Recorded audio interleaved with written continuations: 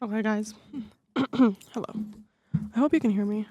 I'm gonna try to mute the other mics. Hold on. Nope. I think that's muted. I think they're all muted. Okay. Hi, everyone. I'm back. I'm better than ever. Today has been a hectic day. I feel like my energy's at 100, so maybe you can tell. I like fidget a lot. I realize when I record these, like I touch the mic and I have to touch stuff. Oh God, I'm touching stuff. Okay, well, I'm gonna get started. So my first but like really second episode got posted at the beginning of this week, the Bad Bunny one. I hope you guys listened to it. I hope you guys liked it, first of all. Um it was truly like a torture experience having to listen to my roommates listen to that while I was in the shower and I was screaming. And I was like, "Stop. Stop." And so they did, and they put AirPods on. But for those of you who listened, I hope you liked it. I don't know if everybody actually listened the whole way through. I hope so I get paid. I'm just kidding. I don't get paid. But it was just really cool to see, because I posted it on my story, so it was cool to see how many people asked for the link. That doesn't mean people were actually listening, but like I think it's cool that people asked for the link. I need a yawn. Hold on. I don't know what just played. Let's see. Okay. While I yawned, I guess that played. The board is so far away from me. Oh, they have new sounds. Okay, hold on. We have new sounds. Bruh. Oh, this is fire. Bruh. Bruh. Bruh. I hope you guys can hear that. You're lying. Oh, hell yeah. We're still on. Okay. You guys are not ready for me now. But anywho, I had a couple friends from even Uruguay ask me for the link, which was really sweet. So I appreciate everybody who asked for it, even if you didn't listen. You guys should start commenting on it. Your thoughts, questions, opinions. So I also have decided that I think I'm gonna start off every episode with a story time. This week's story time is gonna actually be 2 story times. One is going to be a little bit longer, but not that long. The second one's going to be pretty short. So my first story time is going to be about yesterday. Today is Wednesday, I think. Yesterday was Tuesday. I went to the allergy doctor. And if you didn't know this about me, I have severe allergies. Whole life I've had horrible allergies. Just have always like had allergies, like really bad. Anywho, in 2025, I decided that I was done. I had had enough of my normal medicine and needed more. I needed like better treatment. Like I couldn't just deal with Zyrtec or them giving me like, I don't know, like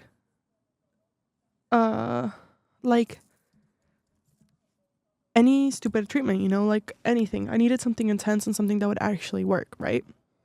So I decided to go to a doctor, and I first went to an ear and throat doctor. I'm gonna like shortcut this because I don't want this episode to be super long because I feel like people won't listen to it. But I went to an ear and throat doctor first, who put a camera down my nose and into my throat. Crazy, by the way. And I didn't like her at all. And I then went to an allergist who told me basically, was like, oh, you have different options. If you don't want medicine, we can give you shots, like vaccines. Right? And I was like, okay, bet. So I went to the allergist.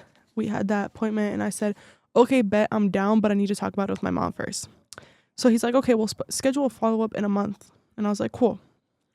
I get back from El Salvador a couple weeks ago, and they had canceled my appointment. And then he never, like, called me back to be like, oh, like, come back. So, like, 2-3 weeks had gone by, and I hadn't been able to reschedule. I finally rescheduled it. And I'm thinking, okay, I'm going to get my first shot this week. Because let me explain the process. It's at least a year-long program. First 6 months are weekly vaccines where I get injected with the allergens, so like cat hair and stuff like that, right? And then it's like that's weekly. I have to go to the hospital every week, and then monthly shots after 6 months. I go every month. And so it was like fine, I guess. Like we did that, and I was thinking, okay, I'm gonna get my first shot. No. I don't know if you guys can hear that. Hold on. No. He's literally like, my appointment's at 8 a.m. My appointment is at 8:20. I pull up at 8. He takes me in at 8:10, 8:15. The nurse takes me in and she's like doing all the stuff. He finally comes in. I'm his first appointment, so he's there early. So he comes in at 8:15 and he's like, "Do you want to do it?" I'm like, "Yeah."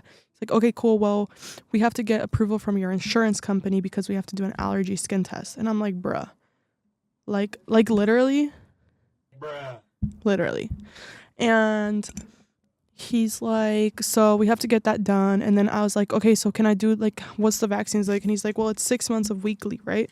And then monthly, you have to come in once a month for 3 to 5 years is the best way to, like, that's what the data shows is the best improvement." And I was like, "Girl, you're kidding. 5 years? 5 years of my life. In 5 years, I'm going to be 26 years old. Like, what? In 3 years, I'm going to be 24, almost 25. And he is like, "Yeah, and we have to give you an EpiPen, and if you come in, you have to wait for a little bit because we have to check that you don't get allergic reaction." And he was like, "Some people do it for 6 months and it shows no improvement. So why would I do it then?" But anywho, I've decided to do it, but he schedules my follow-up appointment in May for my allergy test. So in May, I have to go back to the doctor to get a skin allergy test. And after that, they'll let me know if I can start it. And it's like, girl, you're just dragging this shit. Sorry, I shouldn't swear. But I digress. I was just so annoyed, so over it. But I called my mommy and she said that I should do it, so I'm doing it. Like, what can I say? Mother is always right. Second story of the time of the day is gonna be quicker. It's gonna be about me yesterday, because yesterday I flew up, guys. I flew up. I can't lie, I flew up. So yesterday was like a long day for me. I didn't eat all day. I had like a bagel in the morning and a bagel for lunch. Sorry, the sitting down is making me sleepy. So I didn't really eat much, and it like made my tummy hurt. My tummy was hurting a lot, and I went throughout my day. I wasn't really eating, whatever. I went to my internship. I leave early. I avoid the storm, thank God. And I come home, and at some point I'm like, I'm hungry, but I have no food, and I'm not gonna eat a third bagel. Like, that's too much. So I'm like, I'm just gonna make a tea to drag me out because it's like 5 p.m. Like, I'll just eat at 7. I can deal with this for a couple more hours. I make a tea with honey, okay? I drink it. Tummy starts to hurt. And I'm like, my tummy hurts. My tummy hurts hella, okay? My tummy hurts. I'm getting nauseous. And all these are thoughts that I'm having that I am sharing with my roommate, Kathy, okay? And I go to her and I say, "Kathy, my tummy hurts." And she says, "Oh, why?" And I said, "I think I didn't eat." So I end up eating a Go-Gurt. Or I go to my room and I start eating a Go-Gurt. A Minion Go-Gurt, by the way. And I start eating it and I'm like, I'm going to throw up. I'm like actually going to throw up right now. So I go to the bathroom and I start throwing up. But what's crazy, and however it was horrible, there was literally nothing in my stomach. So I couldn't throw up. I literally trigger warning, throw up. I throw up my tea and honey, and then there's nothing else to throw up. So it's just me gagging over the toilet like a cat with a hairball stuck in its throat. Bruh. Like, what? So it was horrible, but I will say that throwing up did make me feel better. So I'm glad I did, because I ended up having a nice meal, and I like didn't feel sick anymore after. I was really cold after, and I was like tired and hungry, but I ended up being good, guys. So don't worry about me. We're all good now. Those were my two okay, what the hell? Those were my 2 story times of the day. Okay, now I'm gonna move on to my topic of the day. My topic of the day is, give me 1 second. It's gonna be women. I hope they clapped. I don't know. I don't have my headphones on. I don't like to listen to myself. Yeah, women. So, happy International Women's Month. I did not receive like $50 for my boyfriend, as I should.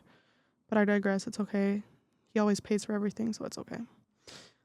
Sorry guys, I'm pulling up what I'm going to talk about today. So today we are, like I said, going to talk about women.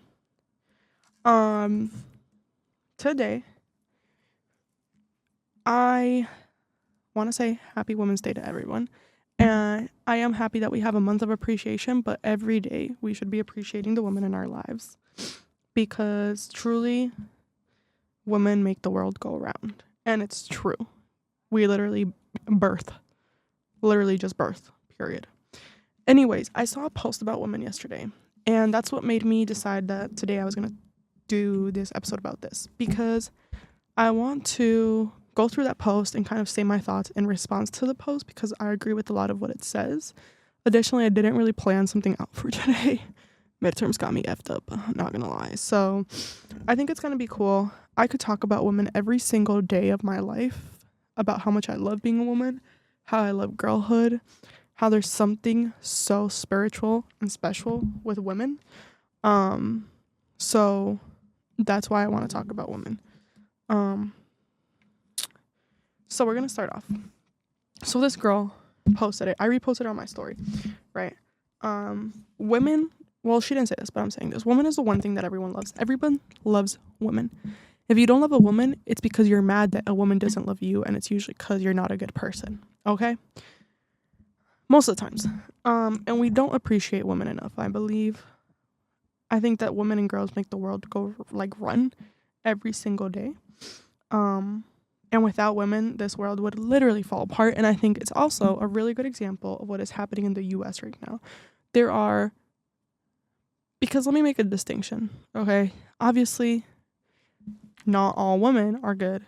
Not all men are good, But in general, women, whatever. You guys know what I'm talking about. But obviously there are women out there who do not reflect what I'm going to say today. But I will say, if the United States had more women in power, more appreciation for women, it would be a whole different country. The US is falling apart, and it's because it doesn't appreciate women. Women's rights are literally being depleted and deleted and ignored every single day, with basic human rights being torn away from women. And you can literally see it. You can see it. There's a lack of love and compassion and empathy for other people because there are no women in environments where there should be women. Okay? So I just want to say I love being a woman, and I would never change it for anything in my life.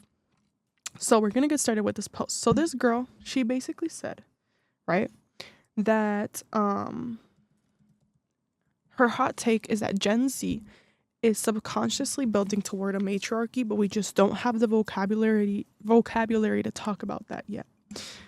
Now, class, who knows what a matriarchy is? They used to have crickets here. I don't know where it went. I don't know if I can pull it back up. Oh, hold on. I'm going to start over. So, class, who knows what matriarchy is? Somebody please define it for me. Wait, guys. Wait a second. Hey, guys, how do I do this? Nobody taught me how to do this, guys. Oh, there we go. It worked. Okay, so a matriarchy. Okay, the crickets need to shut up.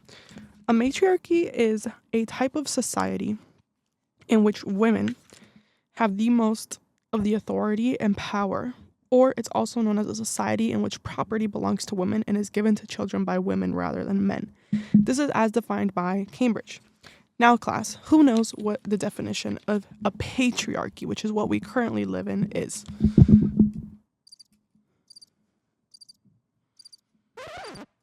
What? You guys don't know what a patriarchy is? That's okay. Patriarchy is a social organization marked by the supremacy of the father in the clan or family. Clan. The legal dependence of wives and children, and the reckoning of descent and inheritance is in the male line. That's what patriarchy means. And we live in a patriarchy, a world that is run by men unjustly. Okay? Now, like I said earlier, I did not really do research for today, but I do want to do more episodes about womanhood and like girlhood and like a lot of theory behind it because I believe a lot about it. And I think that there's a certain emotional component that women have that men don't have, majority of men don't have. But I digress. So that's just the IG post intro. So she talks about that we subconsciously as a society are building towards a matriarchic society, but we do not have the vocabulary to say that yet, okay? So we're going to start with slide 1. So slide 1 of her post says, oh my God, I lost it. The collapse of marriage. Oh, slide 1 for her like thesis, if you will. The first point is that the collapse of marriage as hold on, I'm not reading this right, guys, sorry. Her evidence for her claim that I said earlier is that there's a collapse of marriage as the default life goal, okay? In a patriarchic, okay. All right, guys, so my brain is like going way too fast for my mouth. Patriarchic, I don't know how to say it, but that one of the core pillars of patriarchy is family and traditional family roles, which is why patriarchies are extremely sexist, but also extremely homophobic, okay, to anybody who's queer. Now, I agree. I think that we have, as a society, moved on from this idea that women need to be married. And I don't mean as a society as like every single woman in our society, but our generation now building towards the next society and the next like generations, if you will, have not had this idea that marriage is the end goal. We see that divorces are up. We see that people are having kids later in life.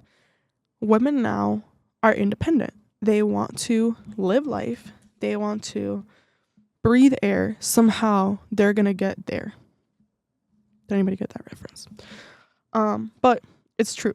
Let me read what she says. She says, for my generation, marriage has not only become financially unattainable, but also spiritually unconvincing. Instead of dropping our life savings to celebrate being legally bound to a man, because we don't talk about that enough. Marriage is, why do you think your father walks you down the aisle and your husband takes your hand? It's literally a physical representation of a man's property, aka their daughter, being handed over to the other man who now she becomes the property of, aka her husband. Why do you think that when in the past generations women leave their women leave their husbands, they don't have a house because men would put it under their name, okay?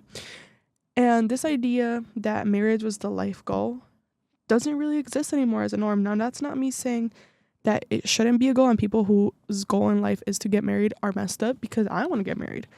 That's one of my dreams, is to get married, have kids, have a little dog, little house. It's amazing. But what's my other goal, and I would say even more important, succeeding in life, doing good, caring for others, okay? Like, I think we are also switching from a individualistic society to a community-driven society where we care about each other and we care about the well-being. And if I want to have a kid and my friend wants to have a kid, let's have a kid together and raise it together without any romantic stuff between us. It's becoming a different world, and it's becoming a quote-unquote more woke world. So I do agree that marriage is not the end goal anymore, and that we are moving back to almost like the OG communities before capitalism. We're moving back into this like caveman, like hunter-gatherer society of like we care for each other as a society, as a group of people. Maybe not as a society as a whole, but when I mean society, I mean more so like me and my close people, me and the city. Like, I care for my friends and I care for their well-being, and I'll be there for them. And when I have kids, or if they have kids, I'd be there for them. Like, you need me to babysit, I'll babysit, you know? Like, we care more so for each other than we did in the past. So that's her first point. And I agree. Okay? I truly agree. I feel like this episode's going to be a mess because I really don't know what I'm talking about. And that's okay. 2.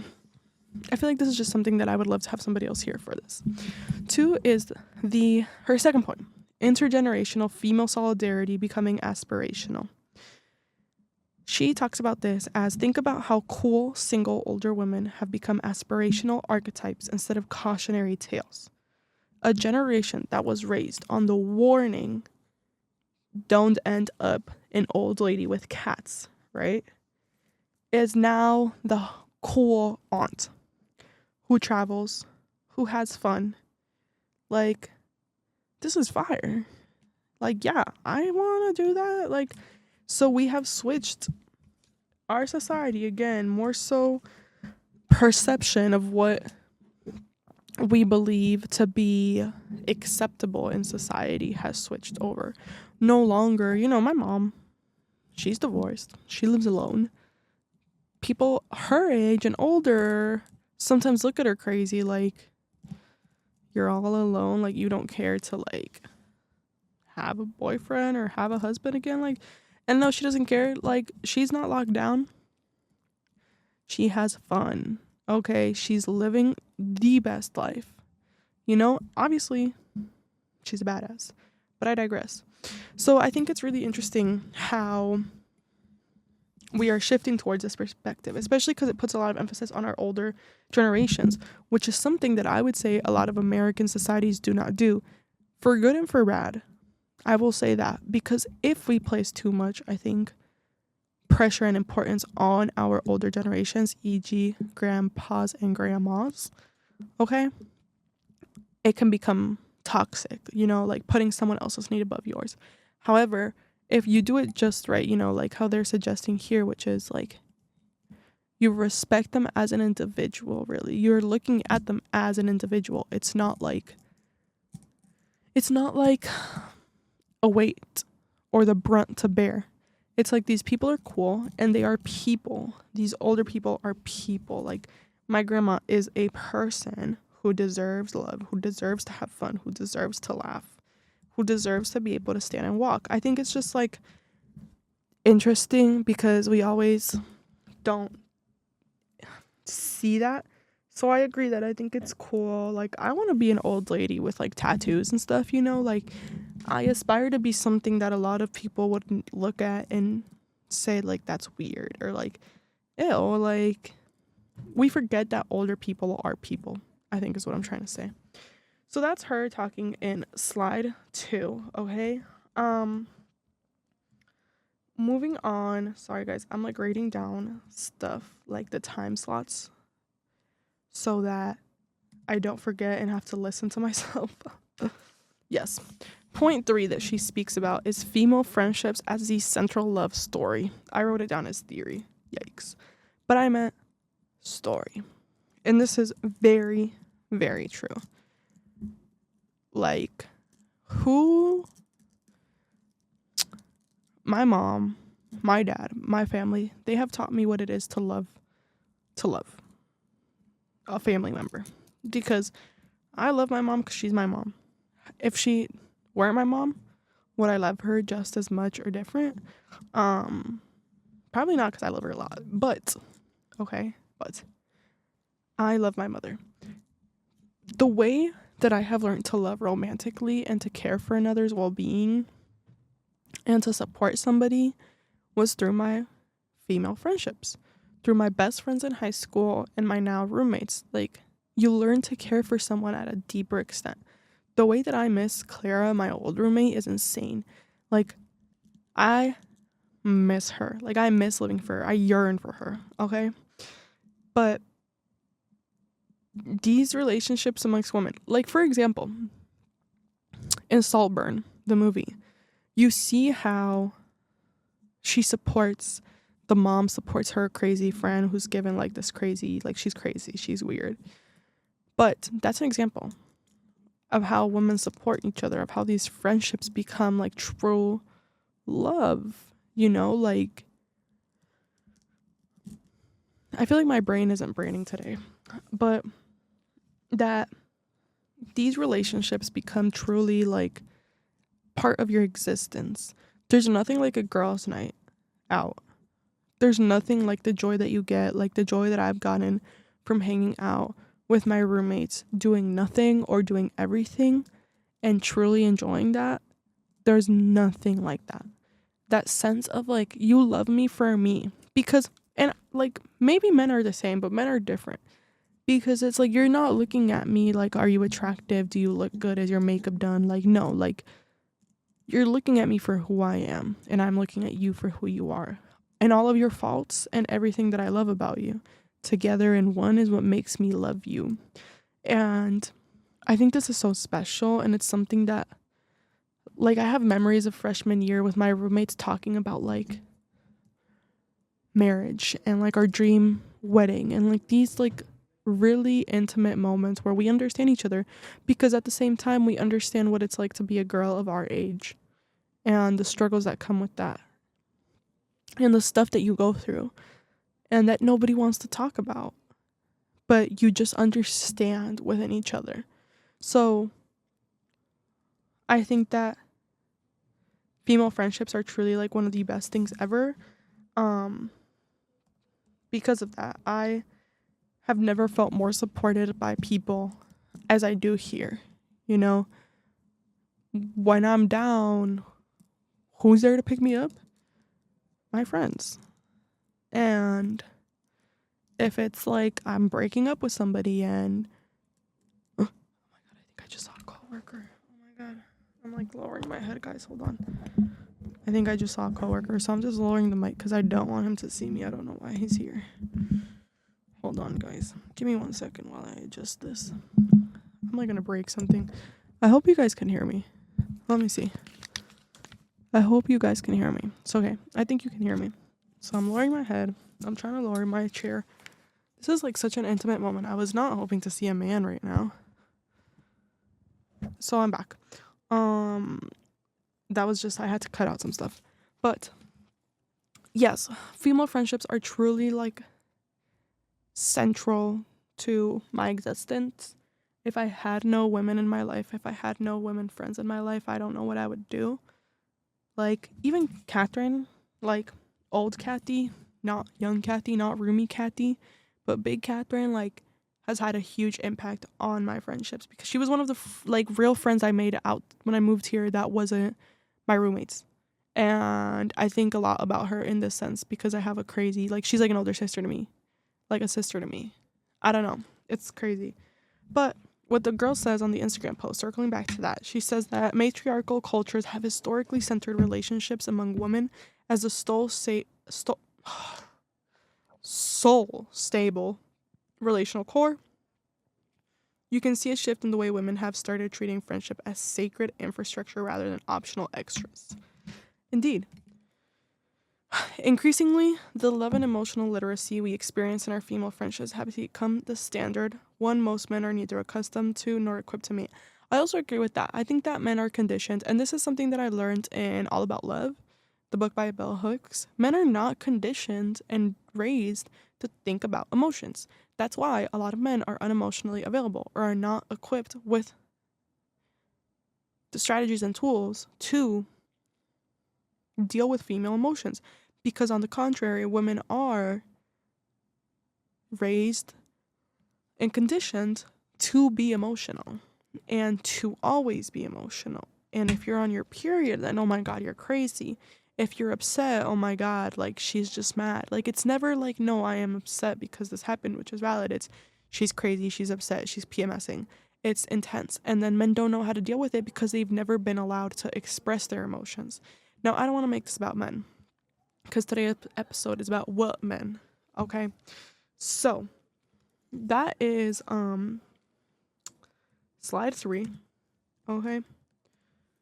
Moving on. Children raised without male authority being normalized. Yes. Sorry. Ugh. Sorry. Oh, I pressed the wrong button. Whoops. Children raised without male authority being normalized. For decades, single mothers were framed as cautionary tales. Yes. Okay? Yes. Single moms are neglected.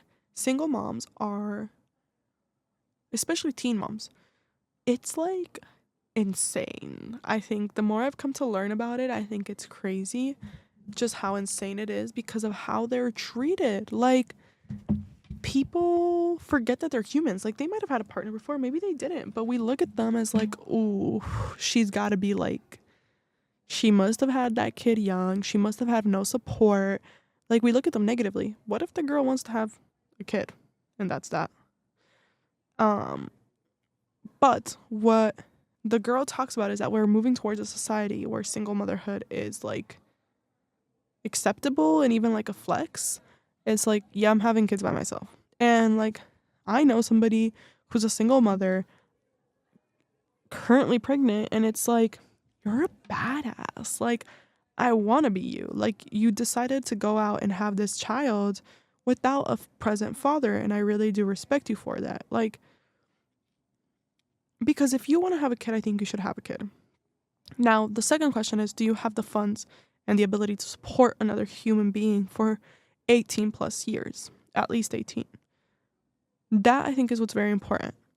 If they are able to say yes to both those questions, then have a kid, girl. Have a kid or adopt. I'm always pro adoption. But like, I think it's really cool that we're moving towards a space in which single motherhood is accepted and even encouraged through IVF. For example, Alyssa Liu, the skater girl, not a skater, she like ice skates, and she just won like the Olympics. Not woman, but I believe her dad had her alone. She has no mother. She was an IVF baby through her father, who decided to come here and live the American dream and have a child. I think that should be acceptable. I think that if we had a society that, if we are moving towards a matriarchal society, I think that also means that we would probably have better social support services for people who are either single parents or are deciding to have kids alone. But what she also points out in this post, sorry, I'm circling back because I went on a tangent there, is that because women are starting to be able to have more financial freedom, whether that's get a job that's high paying, work their way up, know their worth too, I think is really important. They're able to raise a child by themselves because they don't financially support on somebody else. And that's also saying we're breaking the societal standards and norms, because the world is created for women to make less than men, so they have to depend on a man. But if women are breaking this and able to succeed, like, why the F shouldn't they go out and have a kid? They are ignoring this like idea of a perfect man and just doing it themselves. And I think that's valid. Now, at the same time, I can be traditional, and sometimes I'm like, what if that child wants a father? You know? Or how would that child feel affected by it? But I don't know. If we move to a society that's better equipped to handle these questions and support kids, and would it really matter? Question mark? Question mark? Hold on. I'm gonna drink water, but I want to put like a song. I don't know what this is.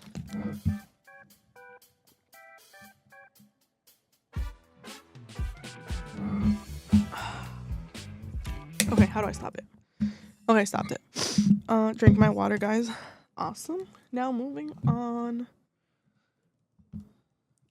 Today's gonna be kind of a quick episode. I only have like 2 slides to do, but I'm gonna ignore one of them because I don't want to talk about it. The second thing I'm gonna talk about, or last slide I'm gonna talk about, she says, the last point, the subtle art of not giving a single F. Now, I love that book. If you haven't read that book, I highly recommend that book. I think that my life changed when I truly started not giving an F about what anybody thought on me. I say F because I can't say the F word on YouTube. But oh, I need a burp. I hope you guys didn't hear that. I truly am so happy that we are moving towards like I don't give a F. I don't give a flip, because wait, oh my god, 2021 Lil Tecca and Flo Milli performed. I wanted to go to that. Sorry, my brain isn't working. Anywho, subtle art and not giving an F. People just doing stuff because they want to do it. You don't care about anything else. The girl that I'm reading her post, she talks about Alyssa Liu winning the Olympics because she left and came back just for that, and like just doesn't care. And it's like, we as women need to stop giving an F about anybody. And I feel like I've seen this in people around me, like women around me, when they start not giving an F about anything, in the sense of like, I don't care what society expects of me. I don't care, like, for example, what my family thinks of me. I don't care what you think of me. Like, I'm gonna do this because I want to do it. If it doesn't work out, that's on me, but I did it because I wanted to. And that is so important, because at the end of the day, we're all gonna die one day. Sooner or later, we all die. When I'm on my deathbed, I'm an old lady, a cool old lady, sitting there, thinking about my life, talking to my grandkids about my life, I want to be so content. I've seen my grandma who wasn't able to do a lot of the stuff that she wanted to because of societal norms. And it's heartbreaking because she's the smartest, sweetest, most amazing woman in the world. And I wish that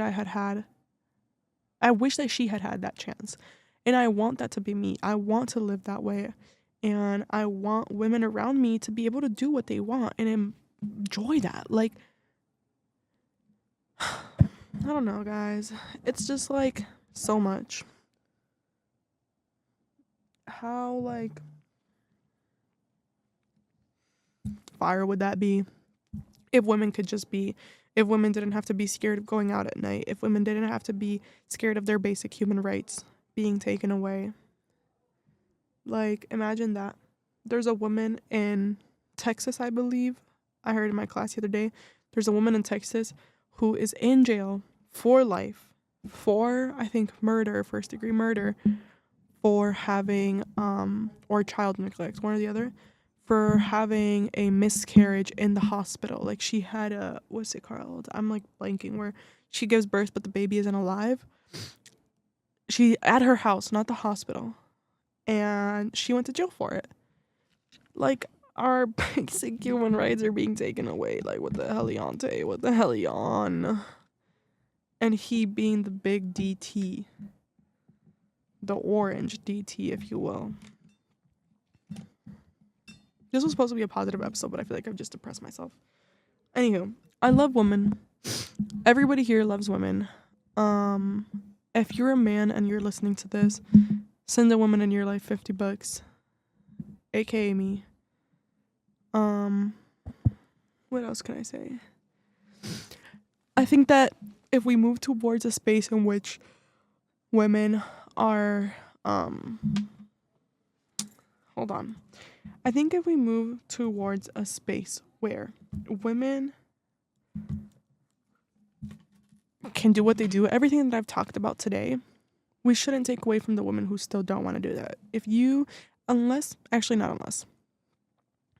Side note, I just don't like people, I don't like girls, I don't like women who use their traditional views, quote unquote traditional views, because they say traditional. They being like the Republican women who are like pro-Trump and anti-women's right. They decide that we say traditional, we as in like people who agree with human rights, say traditional in the sense of like negative. Like, girl, if you want to go and be like on a farm and like you don't want to work and you want to depend on your husband and have a bunch of kids, like, what's her face? That one girl who's married to that guy and they have the kid, Lucky, I think is the kid's name, and they live on a farm and she makes like her own Takis. Like, if you want to do that, do that. But don't use that as a way of politicizing women's existence, because that's what people do. They politicize women's existence. That's literally my thesis for today. Let's stop politicizing the existence of women and like start letting them enjoy their lives. Because, like, I don't give a flip, girl, if you decide to go live in a farm and like cook for your man and have kids and get married and don't work. That sounds fire. But like, if I want to go get a job and I don't agree with human rights being taken away, and I agree with like everybody deserves to live here and be alive and like do what they got to do, and your body, your choice, why does that make me a bad person? Like, do what you want, twin. I don't care. Do what your body, what you'd like, but don't infringe on somebody else's rights. Sorry, guys. I think that this has gotten really hectic really quick. So I'm going to wrap it up. Okay, it snowed today. It hailed. It rained. It was warm. It was like a crazy day. Cray day. You guys should leave a comment down below of something. I don't know what, but just something. I'm hoping to have my boyfriend on next week, and he's just going to ask me. It's going to be it's going to be like 40 minutes of him just asking me straight questions, and I have to answer them, and I can't ask a question back. So I think it's going to be fun. So, yeah. Okay. My butt hurts from sitting here. So I think I'm going to wrap up. Goodbye, everybody. I'm getting my nails done tomorrow. Oh, flip. Getting my nails done tomorrow. Got a paper to write by tomorrow or the Friday because Saturday is, oh my god, I can't speak. Saturday is St. Patrick's Day. So you know we're outside. Hold on. We're outside. No. Hold on. We're outside. Yeah, we're outside. We're outside. So I can't have a paper due on Sunday if I'm going out Saturday. I'm also touring an apartment next week, but I'll probably let you guys know about how that goes next week after we tour it. So I'm gonna wrap up and leave you guys too. But yeah, it was nice speaking to you all. Let me know what you guys think. Let me know if you actually listen to this or I'm just talking to myself. Okay.